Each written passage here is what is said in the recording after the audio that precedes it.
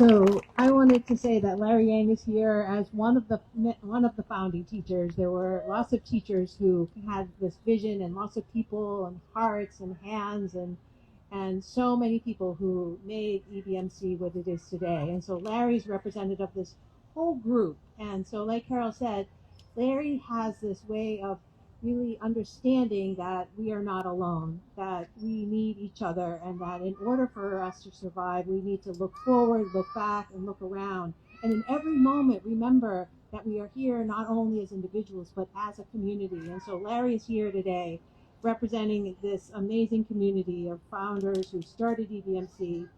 And also, I just want to say for myself, I'm JD, and Larry and I were part of the crew that started what we call the Alphabet Sangha. And so we are really grateful for all the energy and all the efforts of that. So welcome, Larry. Glad you're here.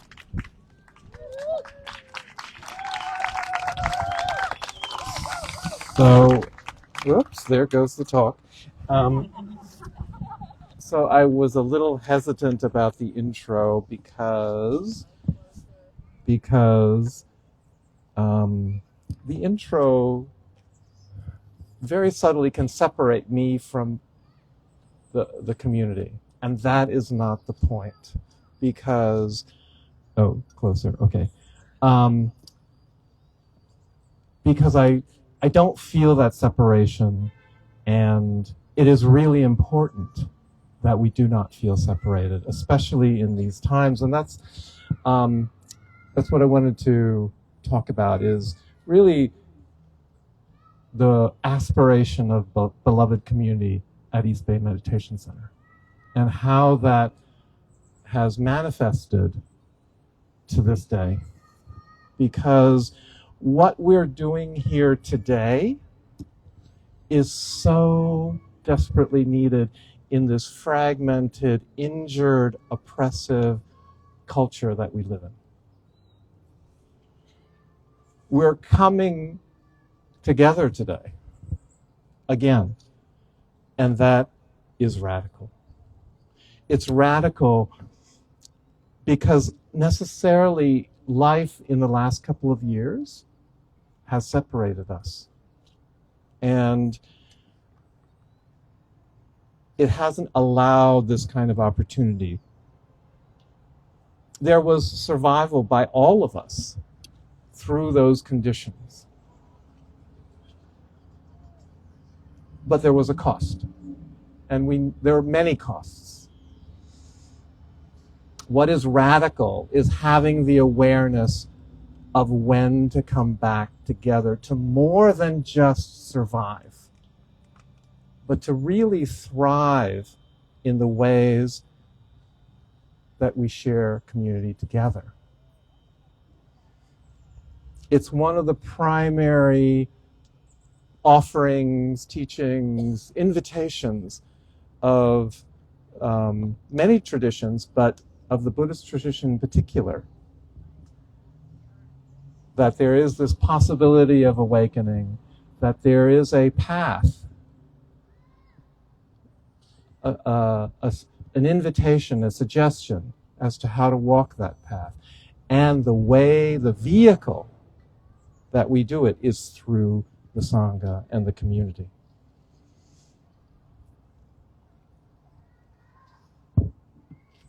What we do together, what we have always done together, including the generations before us, is to create awareness not just of our own particular life that we're living, but also in our external relationships. There is a direct connection between the experience of our personal practice, whether it's at home or otherwise, and the experience of how we are with each other, this collective practice. And so there is a direct relationship between the personal changes that we feel, and I know that you feel them, otherwise you wouldn't be here, and the social transformation that is so needed. So this is what EBMC has done, is doing, and will be doing.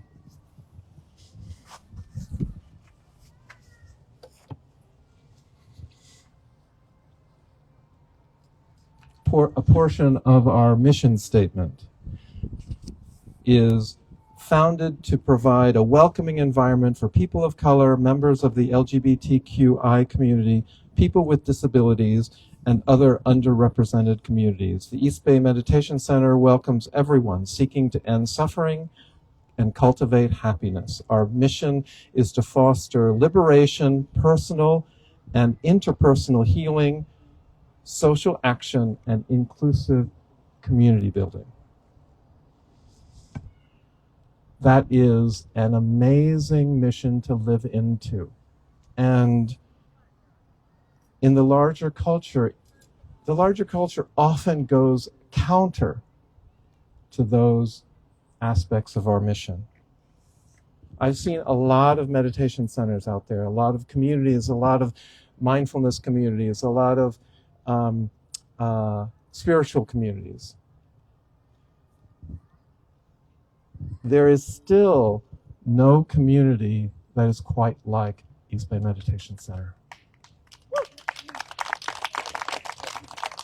There are communities that seek to learn how all of us have percolated and learned from each other and recovered from each other and supported each other into a greater whole. So I want to acknowledge that there are communities seeking the same thing. But after 18 years of doing this work of having fun together, loving together, working together, even hurting each other, and coming back, that is a really impressive track record.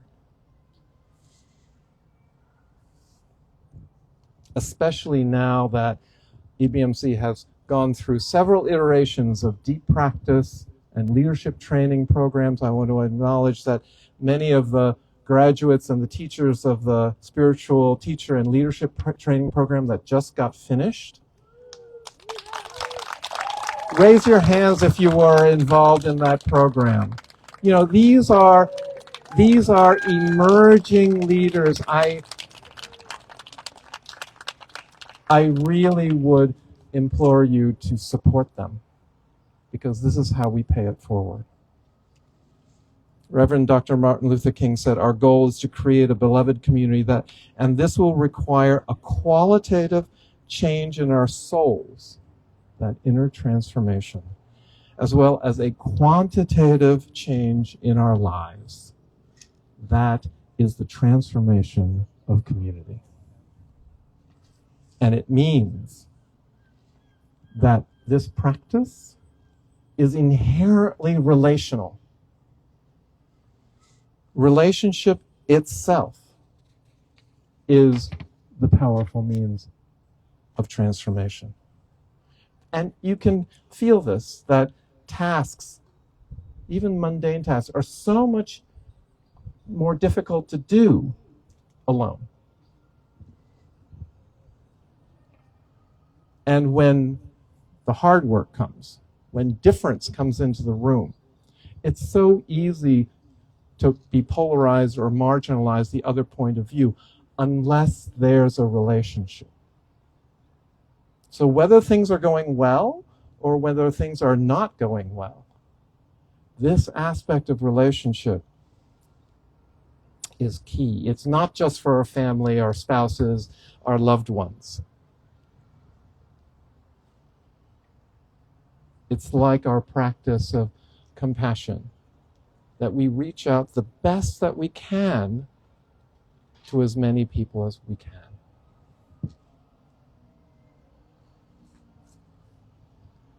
And that is what your presence here is expressing.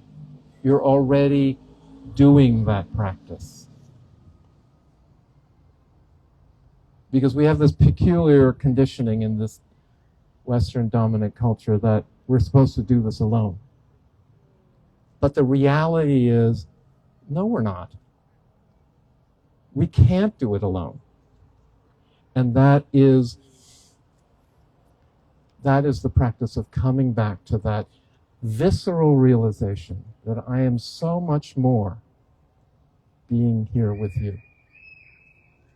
And how do we do this? Because it's not easy. We often come to whatever form of spiritual practice looking for respite from the busyness of our lives. We look for peace. We can also look for safety from the harm, the injury, even the trauma that still is out there.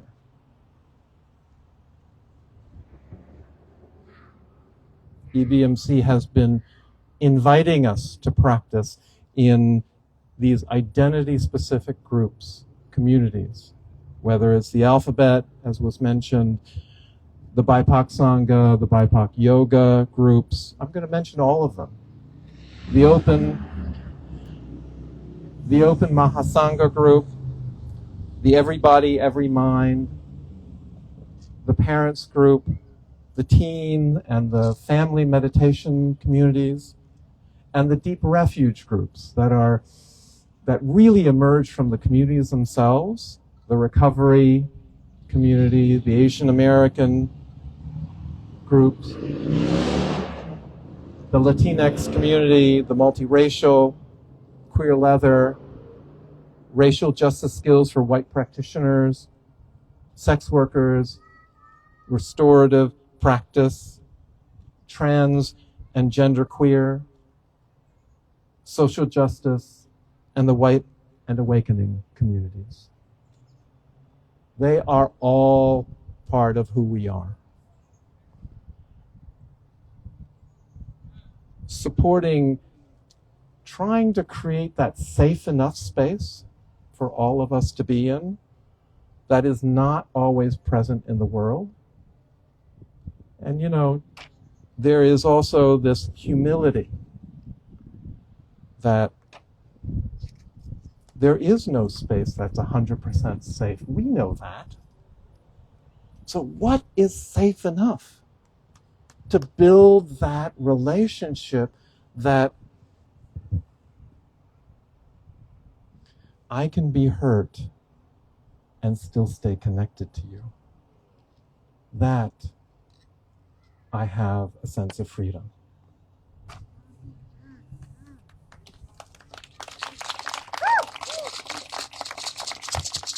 Safety is not an individual matter, even though it might be felt personally.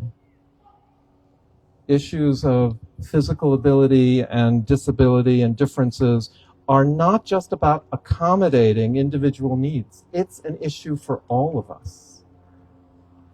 Misogyny and violence to women is not just the responsibility of women to solve.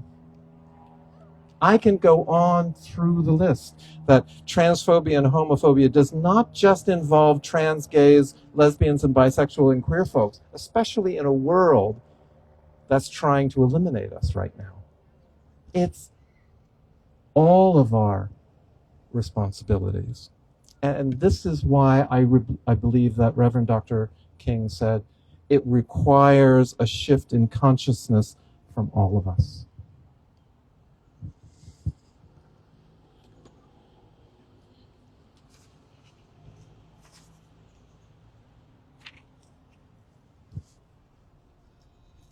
Carl Jung, for those of you who are in psychology and therapy, talked about the collective unconscious. If that is a useful term, there must be a collective consciousness. And through that, that's our capacity to civilize ourselves, to lift us up from wherever we are. And we do so, this is why I love EBMC so much, through the possibility of creating a sense of home for all of us with enough safety, enough belonging, enough trust enough love to manifest the solidarity that is required in movement building. That sense of universal connection underlying all of our experiences. Because from that solidarity is strength to change the world from the dominant culture's unconsciousness and oppression. Solidarity is one of the key conditions of social justice transformation efforts. The pattern of supremacy is always to fragment, if not dismantle, all of our movements through competition, the market economy, you name it.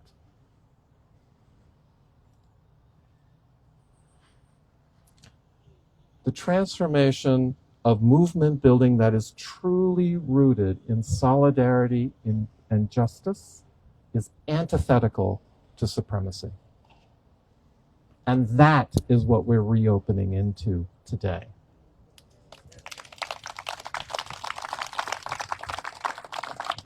We are reopening into the practice of coming together in solidarity amidst many, many, many, many differences.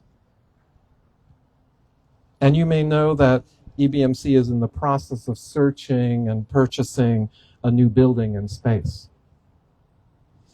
My understanding, even though I'm not involved directly, is that this is not primarily about owning property and land, even though the redistribution of resources is an important portion of justice. It is about creating an unshakable home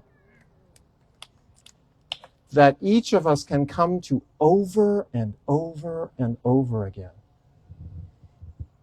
so that we can internalize that sense of home.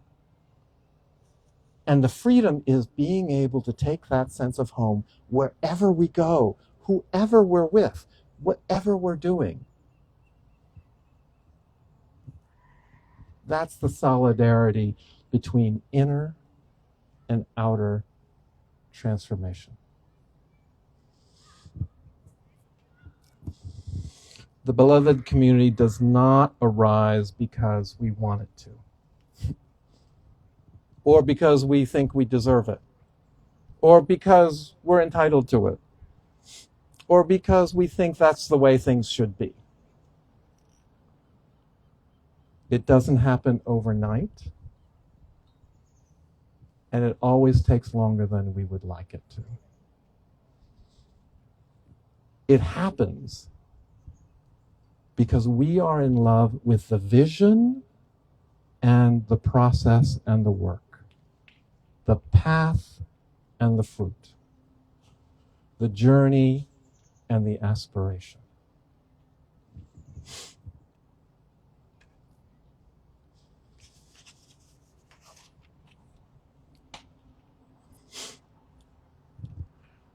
We are not only reopening. We are reforming community.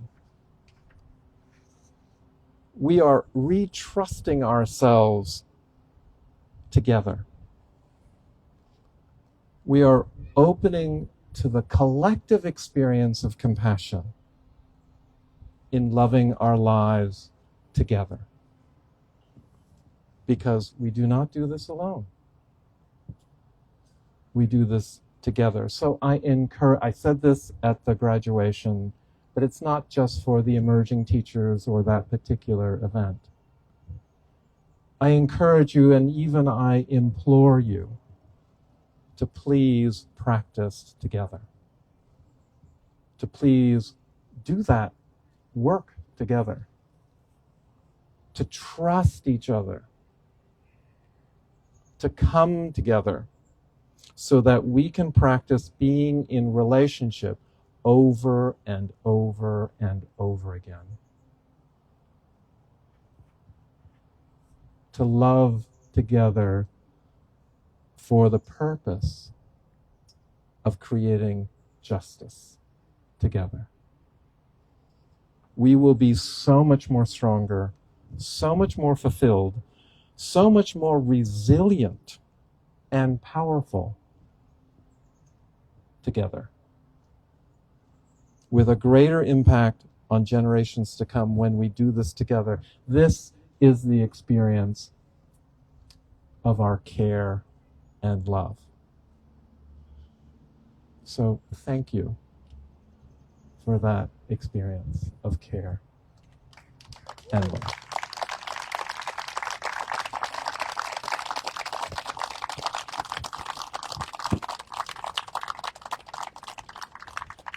Do you want me to do a Donna talk? Or where's Ramon? Ask Andres. Andres, am I supposed to do the Donna talk? I think if you feel inclined to, that would be lovely. Okay. Okay. Yeah, 'cause that's a good response. Okay, yeah.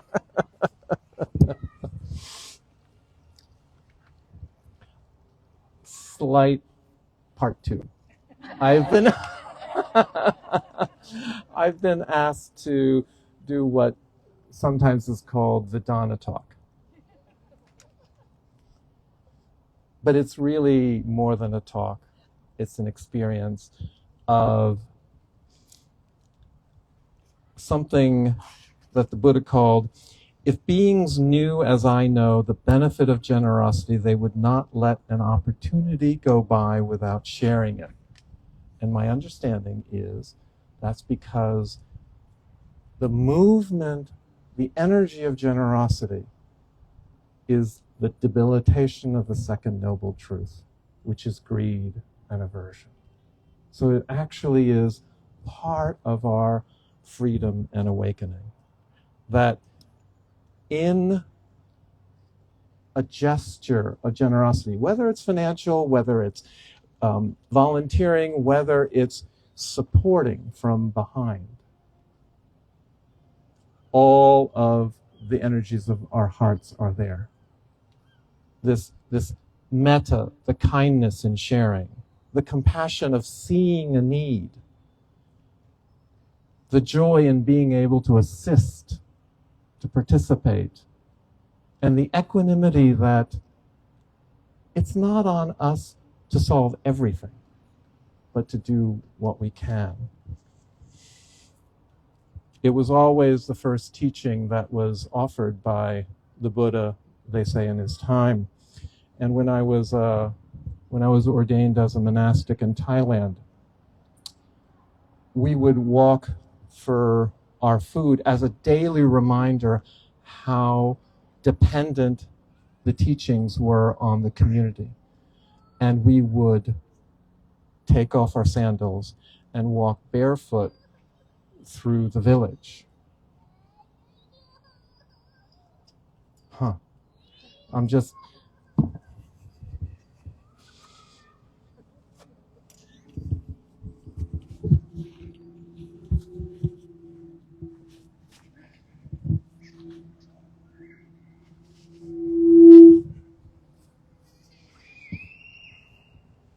And we would walk barefoot through the village, partially to feel the connection with the earth that supports us, but also to acknowledge that generosity makes people feel vulnerable and tender. So that's what I'm feeling right now.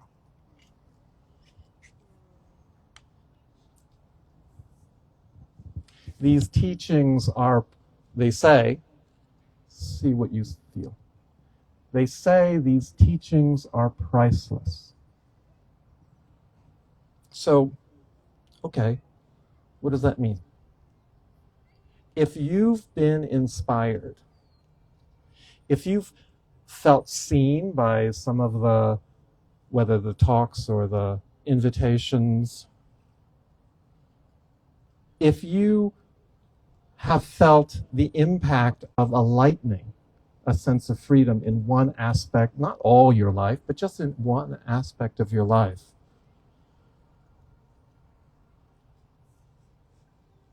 is that precious? Are you able to put a price tag on that experience of inspiration or the taste of freedom? Because even if it's a micro taste, you can't untaste it. You know? It's with you. It's with us.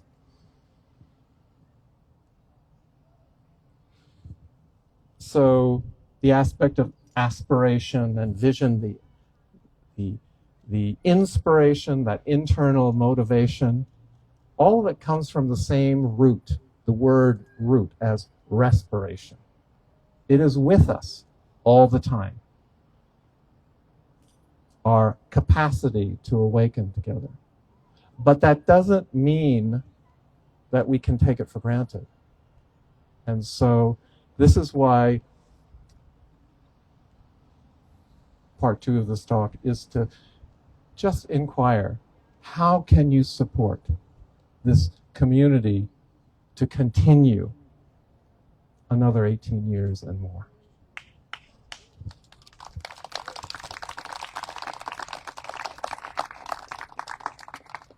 And generosity and gratitude complete each other. That's the full circle. It's the hand in the glove. And whatever you're able to offer is so greatly appreciated, not just by the organization. And there are board members here, and I'm sure they will be appreciative. But all of us are grateful. And in a society with many disparities, to ask folks who feel a little bit more stable in these unstable times to possibly extend further so that the invitation can remain open for as many people as possible. So thank you for your offerings, and thank you for the offering of you showing up and empirically showing all of us that we're coming back.